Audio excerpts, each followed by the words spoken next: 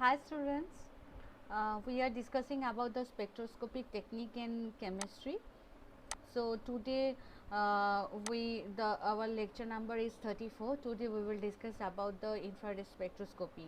The module is number 5. Okay. So our subject name is chemistry. The subject code is CH101 or 201. The credit is 3 and the contact hour is 35. So these are the some of the course objectives that we have.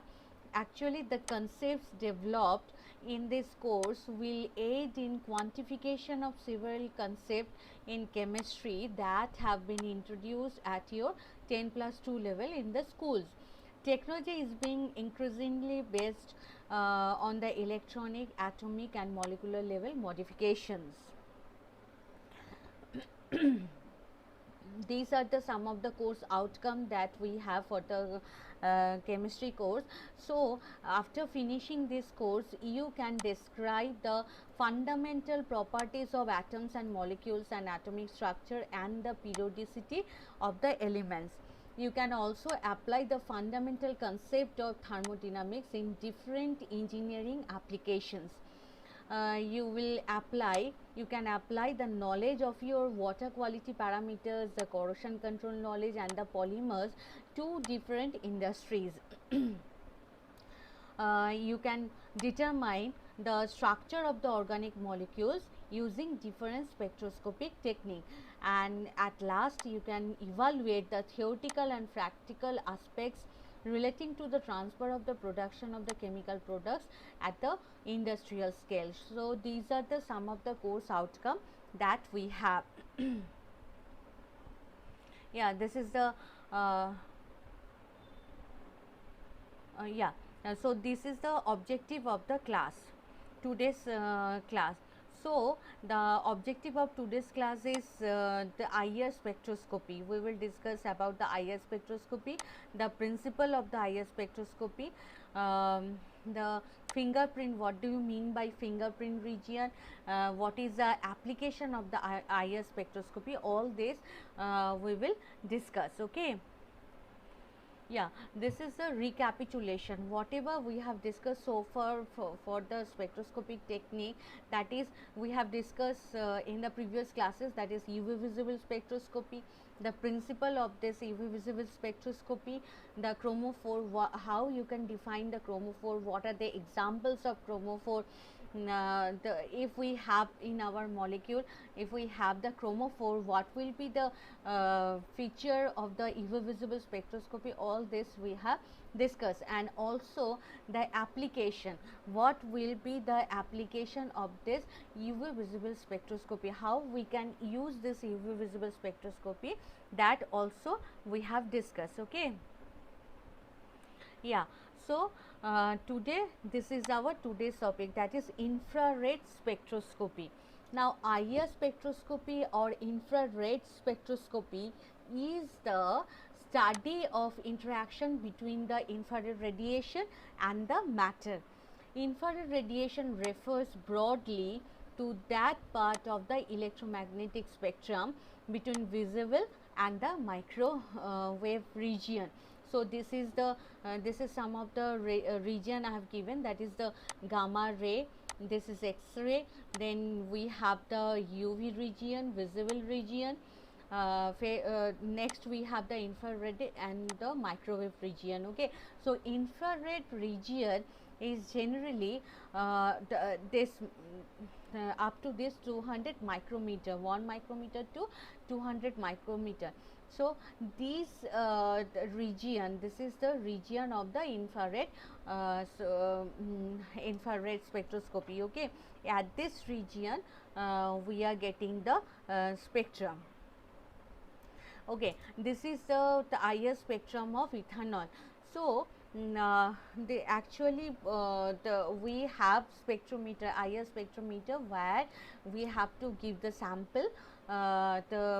We can use a solid sample or we can use a liquid sample, and from that instrument we are getting this type of graph. Okay, so this graph, why we are getting, because ethanol having OH functional group. So we have hydrogen in the ethanol, we have hydrogen, the carbon atom, the CH bond, okay, CH bond we have, COH bond we have. So all these bond polarity is different, the bond vibrations are different. So for this different bond vibrations, we can get this type of different spectrum, infrared spectrum, okay. So this is the spectrum, this type of, this is one of the example I have shown you. This type actually after the spectrometer, we can get this type of data from the spectrometer for any type of compound, okay. So actually what is the principle of infrared spectroscopy? The principle of IR spectroscopy is related to the vibrational and rotational energy of a molecule, okay. As I told you, the vibrational energy, the bond vibrations, okay. So for this bond vibrations, what will happen, the infrared spectroscopy, we are getting this type of spectroscopy when the frequency of the IR radiation is equal to the neutral natural frequency of vibration, the molecule absorb the IR radiation, okay. Then absorption of IR radiation causes an excitation of the molecule from a lower vibrational level to higher vibrational level, because of due to the absorption of that energy. Each vibrational level is associated with a number of closely spaced rotational level. Therefore, IR spectroscopy is also called as the vibrational rotational spectroscopy. Sorry. Yeah. So therefore, it is called by the IR spectroscopy is also called by the as the vibrational rotational spectroscopy. So for the bond vibration, what will happen? We are having so many vibrational levels, okay. Now while the IR radiation is incident on any molecule, if that energy level is similar to the energy gap of between the levels, so that time what will happen, the molecule will absorb the energy and it will go to the higher vibrational energy, okay. So that is why it's called IR spectroscopy, and from that we are getting the IR spectrum. So this is IR spectroscopy is also, that is why also it is called by the vibrational rotational spectroscopy, okay. Now these are the again these are the some of the principle. All the bonds in the molecule are not capable of absorbing IR energy, but those bonds which are accompanied by a change in dipole moment will absorb in the IR region, and such transitions are called IR active. So in a molecule there are so many types of bond we have. All bonds are not IR active, that means all bonds are not interactive with the IR radiation. Only the bond which is having the polar dipole moment, only that will absorb the IR radiation, and that bond is called by the IR active bond, okay. The transition which are not accompanied by a change in dipole moment of the molecule are not directly observed and are considered as the IR inactive molecule, okay. In a molecule, if we don't have the dipole moment, so molecules are not directly observed, yeah, or considered as the IR inactive molecule. In IR spectroscopy, the change in the vibrational energy depends upon the mass of the atoms present in the molecule, the strength of the bond, and the arrangement of the atoms within the molecule. So these are the three factors which is that is three factors on which the vibrational energy of a molecule will depend. One is what? One is the mass of the atoms that is present in the molecule. Second one is the strength of the bond. We are having so many different types of bond, like we have sigma bond, we can have double bond, we can have triple bond. So based on the strength of the bonds, the vibrational energy will change, and also the arrangement of the atoms within the molecule also it will this factor also higher the vibrational energy depend.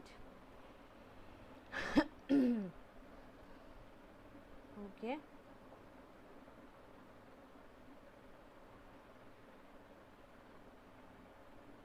Yeah. So sorry, this is higher, the headings will be higher spectrum, higher spectroscopy. Okay.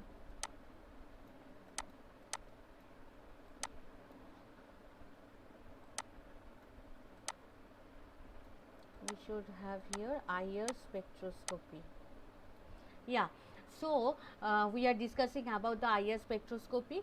So when a molecule absorbs radiation with a frequency less than the 100 centimeter inverse, the molecular rotation takes place, and if a molecule absorb more energetic radiation in the region of 104 to 102 centimeter inverse, the molecular vibration takes place. Okay, a single vibrational energy change is accompanied by the large number of rotational energy changes, and thus the vibrational spectra appear as vibrational rotational bands. Okay, there are three main processes by which molecule can absorb the radiation. Okay, if the molecule will be radiated, so there will be three process. First process is when absorption of radiation leads to a higher rotational energy level in a rotational transition state. While we are radiated the molecule can change its rotational energy levels. Okay, so this is one type of process by which the molecule can absorb the radiation. Second process, when absorption of radiation leads to the higher vibrational energy level in a vibrational transition. So second process, it may be the vibrational energy must change. Understand, the vibrational energy levels will change after the absorption of the higher radiation. And third can happen while the absorption of radiation leads to a higher electronic energy level in its electronic transition. So one more thing it can happen, the electronic transition can take place. Okay, so these are the three main process by which molecule can absorb the radiation. Yeah, again this should be the IR, not the, this should be IR spectroscopy. Yes.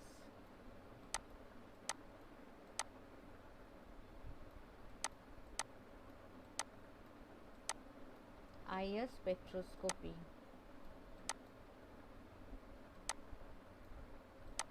Okay.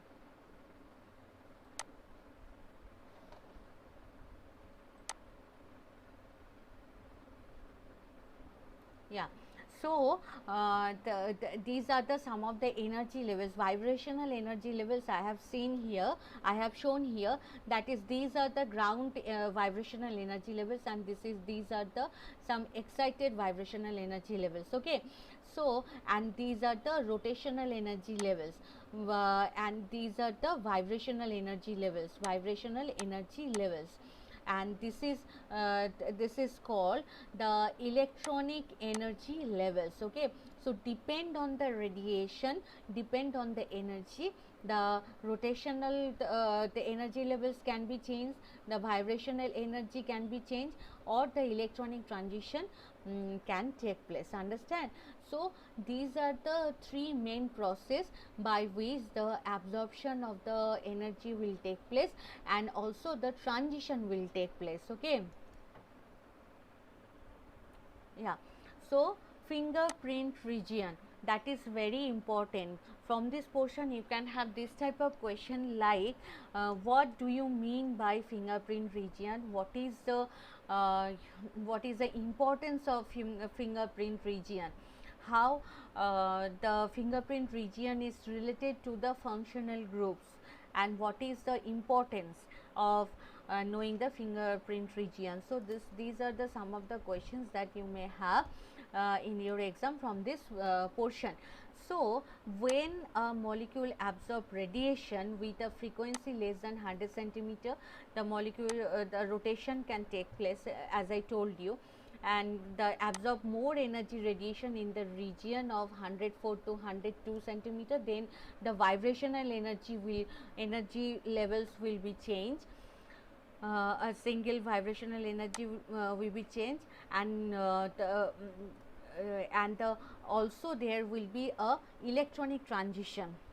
Okay, already I have told you these are the three main process where the absorption of radiation leads to the rotational energy levels change, the change of vibrational energy can change, or electronic transition can possible. Okay, so now these are the fingerprint region. Yeah, we are discussing about the fingerprint region. Fingerprint region is the region where most of the functional groups will have their frequencies. Okay, so if we follow the fingerprint region, we can if we check the fingerprint region, we can tell that our structure is having the functional groups either OH or amine group or double bond. All these things we can know by the fingerprint region. Fingerprint region, that means the region, in this region most of the functional groups will fall. Okay, yeah. So this is generally fingerprint region. We are having three types of three regions are there in between 1500 to 1350 centimeter inverse. Here doublet near the 1380 centimeter inverse and 1365 centimeter inverse shows the presence of tertiary butyl group. In between 1350 to 1000 centimeter inverse, all classes of compounds having groups like alcohol, ester, acid anhydride show this type of stretching frequencies, and characteristics absorptions due to the CO stretching frequencies. And below 1000 centimeter inverse, it can distinguish between the cis and trans alkenes, mono and disubstituted, and ortho, meta, para, all the functional groups fall in this region, that is the below 1000 centimeter inverse. Okay, so there actually we can divide this fingerprint region into three region. One is 1500 to 1350, second one is 1350 to 1000 centimeter inverse, and third one is below 1000 inverse. Okay, centimeter inverse, right? Okay, now as I told you that the vibration, generally for the vibrations, yeah, for the vibration, bond vibrations, the vibrational energy level will change, and that's why we are getting some of the spectra. So what are the types of vibrations we have for the molecules? There are two types, generally two types of vibrations we have. One is stretching and one is bending. In stretching vibration are of again two type. One is symmetric, one is asymmetric vibration. Okay, and bending vibration, we are having these four types of bending vibrations. One is scissoring, second one is rocking, third one is wagging, and fourth one is twisting. So here you can see the vibrations.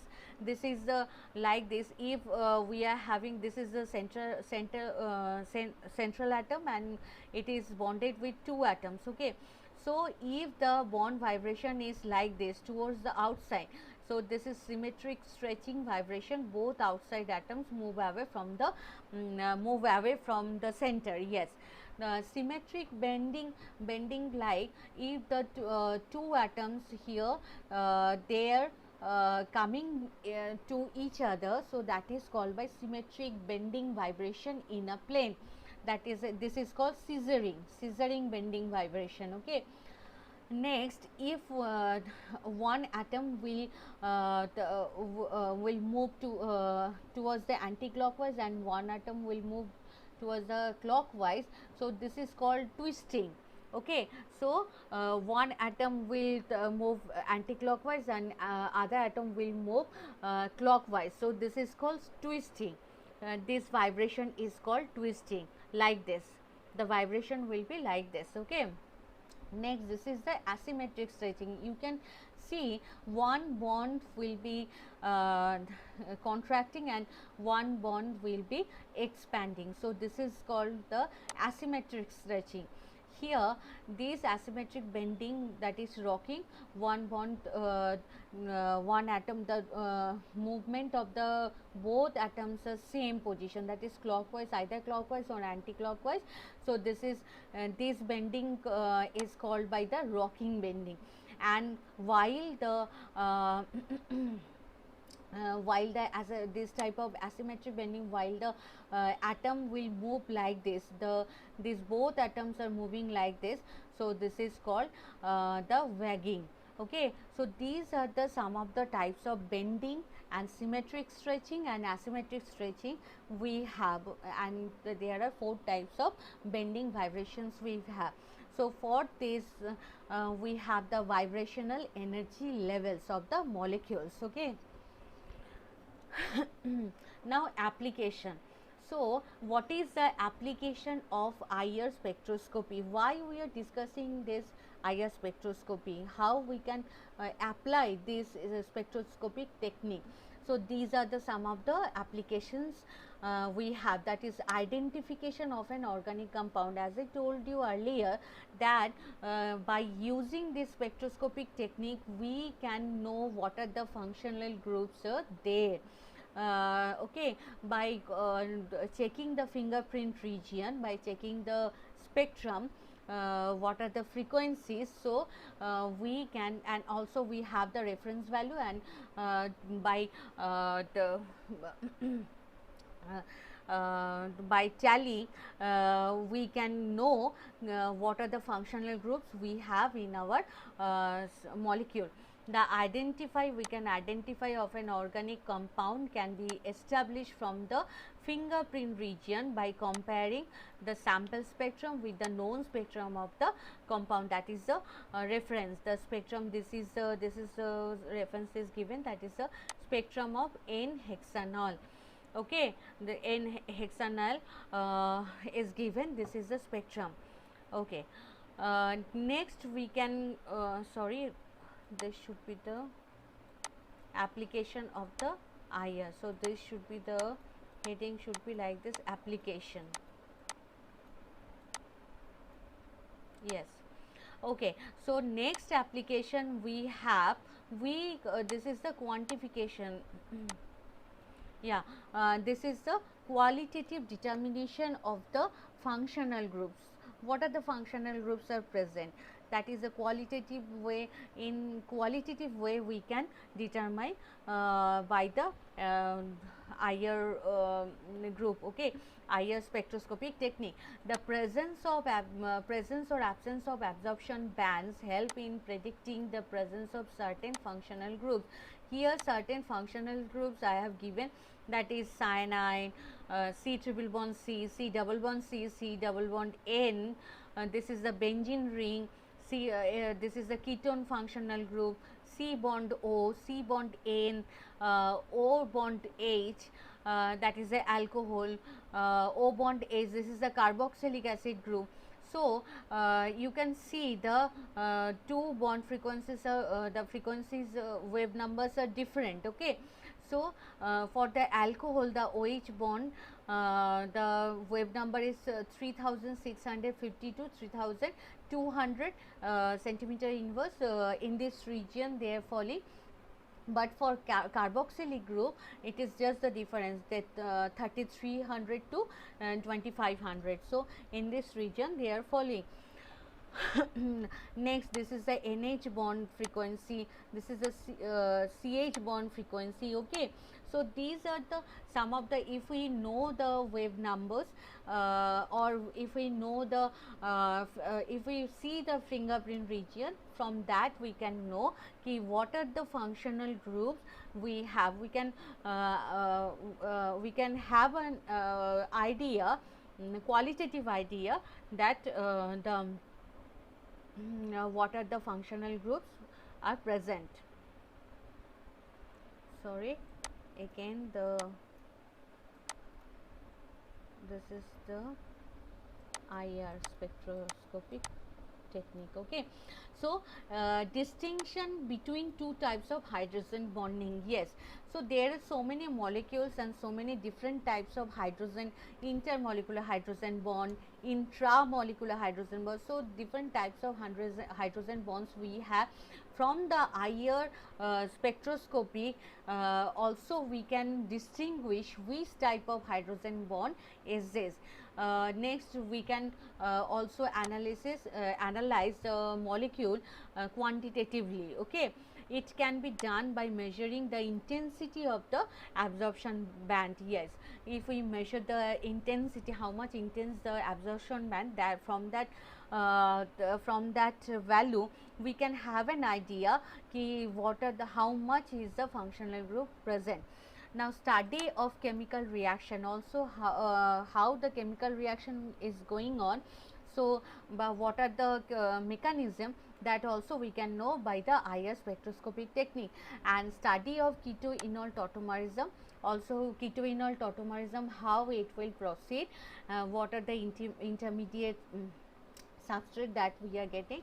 Also this study we can get the idea from this the IR spectroscopic technique. Okay, so this is all about the application of IR spectroscopy technique.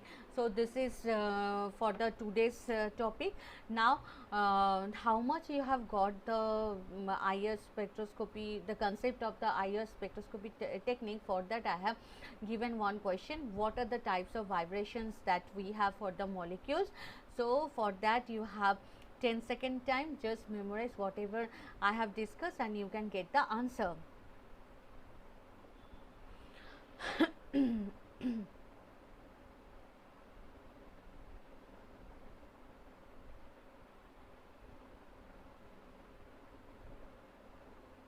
Yeah, your 10-second time is over and you are absolutely right. There are two types of vibrations generally we have. One is stretching and one is bending.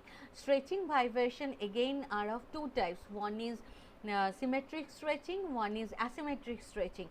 And for the bending vibration, there are four types of bending vibrations we have: scissoring, wagging, rocking, and the what, and the twisting. Okay, so these are the four types of vibrations that we can see in the molecules. Okay, so this is the some of the concept that we have for the IR spectroscopic technique.